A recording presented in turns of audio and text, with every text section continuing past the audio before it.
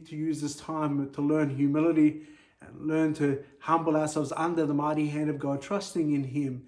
And He will be able to deliver. He'll be able to exalt you in due time and bring deliverance in due time, casting our cares upon Him because He cares for us. He cares for you. He cares for me. And an instruction to be sober and vigilant in this time where we shouldn't go weak at the knees, nor should we be complacent during this period of time, because we still have an enemy, an adversary, the devil, who's a roaring lion, walking about seeking whom he may devour. And he says we ought to resist him in the faith, knowing that the same afflictions are accomplished in your brethren that are in the world. And I want you to know that as those Christians in that first century were opposed and had great affliction, they weren't alone. There were Christians all over in that time period that experienced the same dilemma. And I want you to take comfort in this, that you are not alone. You're not sitting in your house alone in lockdown. There are many, in our country and abroad that are experiencing the same opposition, the same affliction. And we probably look at it and say, it's not fair. We're in our houses, we've lost jobs, we've lost income, or even the fact that we can't even meet in church to worship God together. And we look at all these oppositions and we begin to murmur and complain. But I want us to maybe take a moment to think about what's God's purpose through all of this.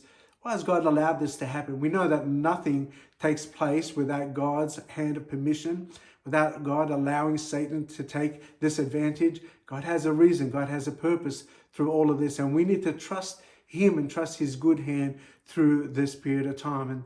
And certainly Peter prayed for the Christians. He prayed that God would do something through this affliction, through this period of suffering.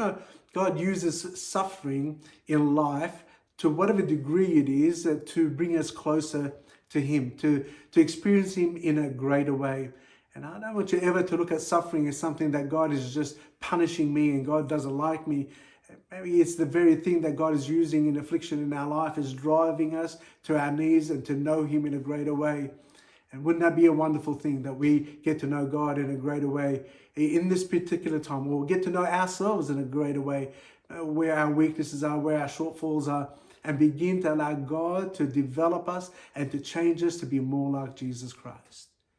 So here we find that Peter prays for these Christians, and certainly this is something we need to consider and contemplate in our life, that this God of all grace, the God of grace who saved us and we are His children, is doing a work. He's going to do something in our life through this period of suffering, through this period of lockdown, through this period of affliction that we find ourselves in, that He would make us perfect, to establish us, to strengthen us, and to settle us.